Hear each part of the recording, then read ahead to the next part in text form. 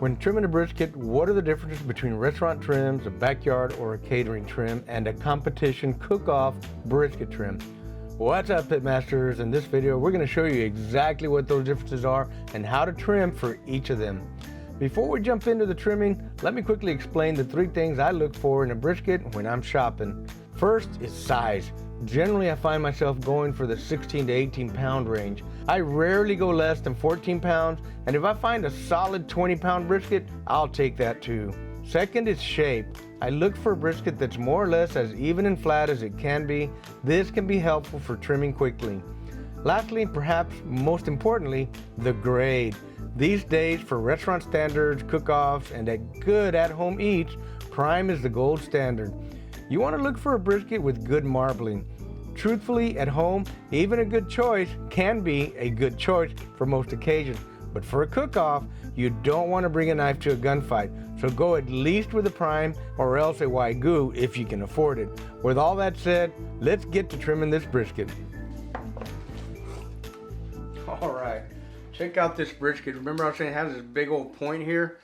We generally look for a brisket that does not have that. This one has it, so we're just going to whack it right off. But what we do look for, as I was saying earlier, I generally look for marbling. We call these striations of fat that run along with the grain. You're going to look for little speckles of white fat right here on the edge of the flat here. The fat is an intramuscular fat that we're looking for that's called marbling. It runs from one end of the brisket to the other. We're also looking for a nice big flat. This flat still looks fairly good size, so it's fat here, fat here. This is generally where my competition slices are going to come in. So as long as this thickness matches this thickness, I'm going to be pretty happy. Go ahead and trim it up a little bit and get rid of some of this stuff. Even if it's just a backyard brisket, I'm definitely not going to leave that on my brisket. It's just going to be totally out of whack inside the cooker. So we're just going to cut this right off. And as you guys have heard me say many times, a good sharp knife makes the job a whole lot easier. Generally, this is an 8-inch boning knife.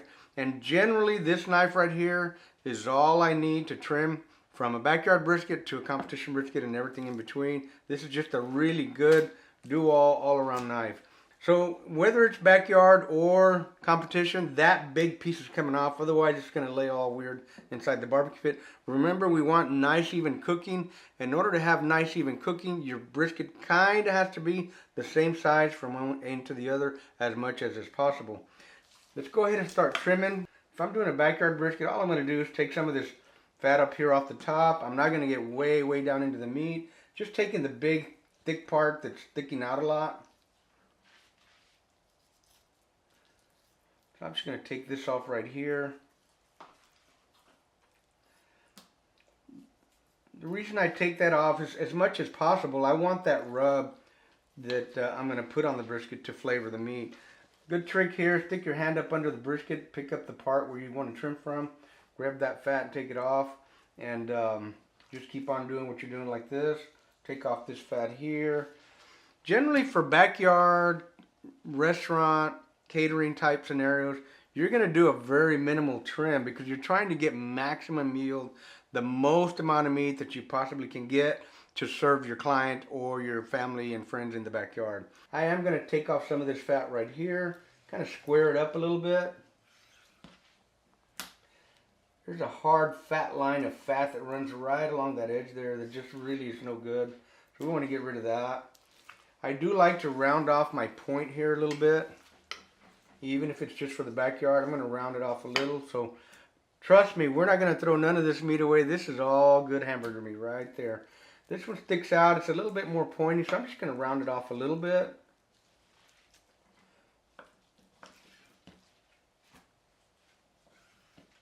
Now, you don't have to do this for a backyard brisket. Remember to keep in mind that brisket, every cow's different, every brisket's a little bit different, so there's no exact perfect way. These are just basically guidelines on how you should trim a brisket. See, we kind of nicely rounded that off a little bit, and particularly if you have a stick burner, offset cooker where you have a high volume of air flowing from one end to the other, you want that air to kind of come around. So you want this to be somewhat aerodynamic, as they like to say. We want to round off this edge just a little bit, not too much. Get rid of this little fat line, this little dry piece of meat here.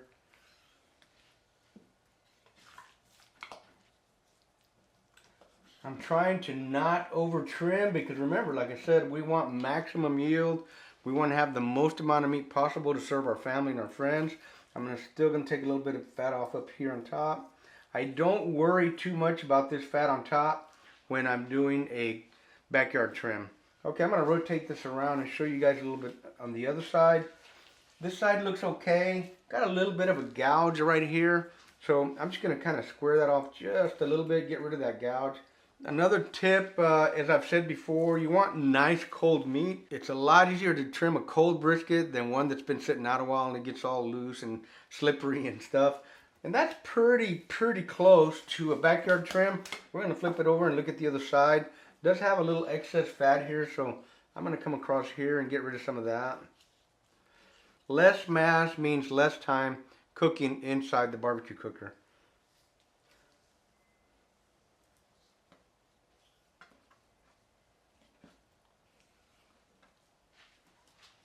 Alright, now generally the accepted rule is 1/4 inch.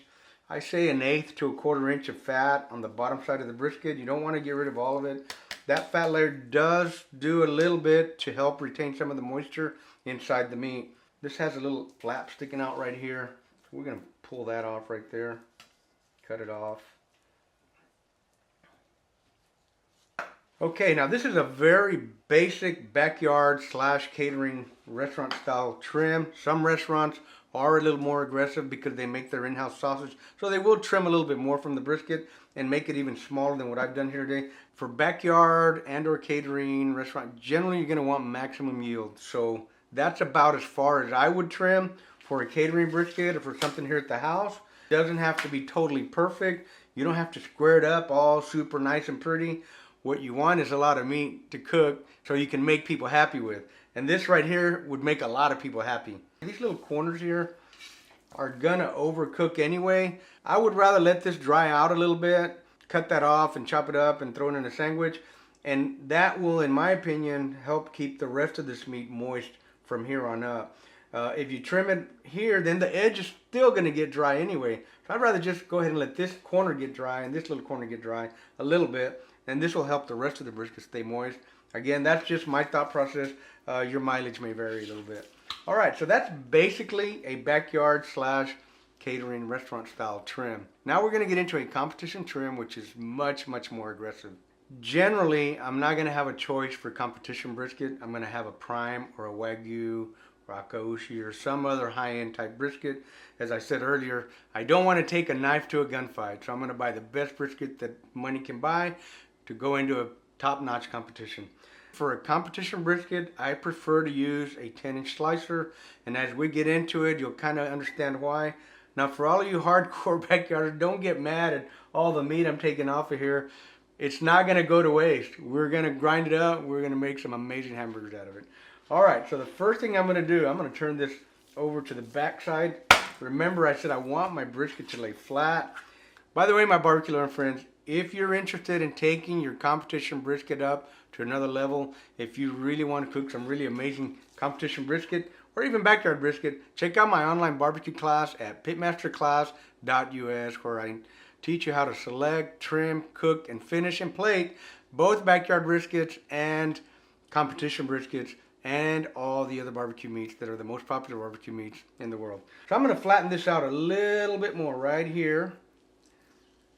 This big, long slicer just makes it so much easier to make nice, even cuts. Remember what I said about marbling? This is a fairly decently marbled choice brisket. That looks pretty good right there on the choice. See how nice and flat that laid? All right, so we're going to flip it back over the other way. Now I'm going to take this whole point off right here. I'm going to follow the fat line right here. And I'm going to round it off even more.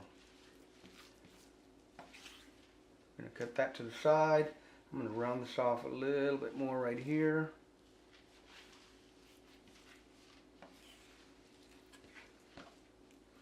Okay, we may trim a little more from there in just a little bit. Now you see right here, it's round like that. I don't want a round brisket. I want a nice square brisket so that when I cut my slices, it lays nice and even in the tray. I'm going to take my knife and I'm going to straighten out both sides. Now the grain runs this way. Ideally, if you had a 20 pounder and the flat was really big and looked juicy, you can cut with the grain. In this case, it's a little bit smaller brisket, so I'm not going to cut it exactly with the grain. I'm going to just block it off. And this is why I like the slicer, because I make a nice, long, straight cut, just like that. Just be smooth. Don't get in too big of a hurry. I rounded off the corner just a little bit right here.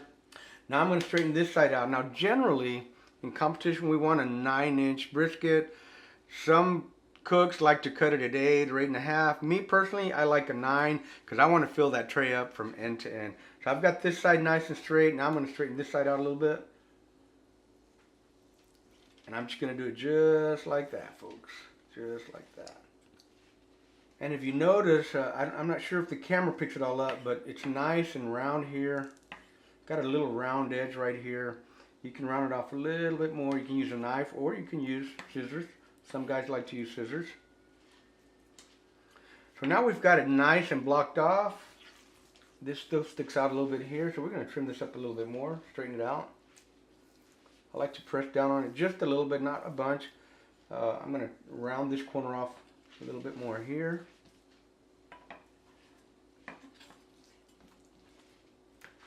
And I'm going to round off this corner.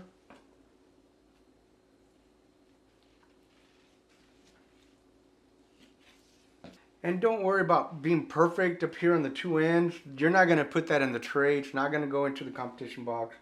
But you do want to get it a little bit round, just like that. I will always look at it again and again. And I'll rotate it. And I might take little slivers just like that. Take your time. Don't be in too big of a hurry when you're trimming, because then you might screw it up. You might trim off too much. Trust me. Ask me how I know. I've done it. And so you just take a little at a time and just kind of keep studying it, keep looking at it. And I've got it all squared up now. I'm not real happy with this corner right here. So I'm going to trim a little bit more. Round it off, just try to straighten it out just a little bit better. There we go. So you can be nice and thin slivers. I like to trim the fat off a little bit down here on the bottom, round it off just a hair. Doesn't really mean anything, that's just like a habit I have. Let me do the same thing to this side here. Alright, now I don't need all this point over here, so I'm going to trim off just a little bit more.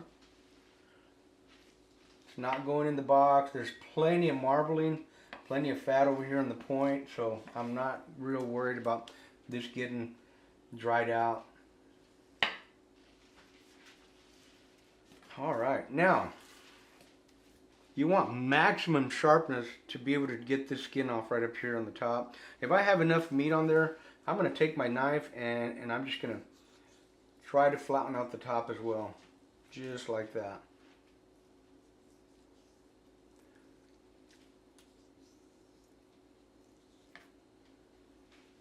Now I'm going to come back the other way. And what this does, it exposes all the meat that you possibly can to your rub.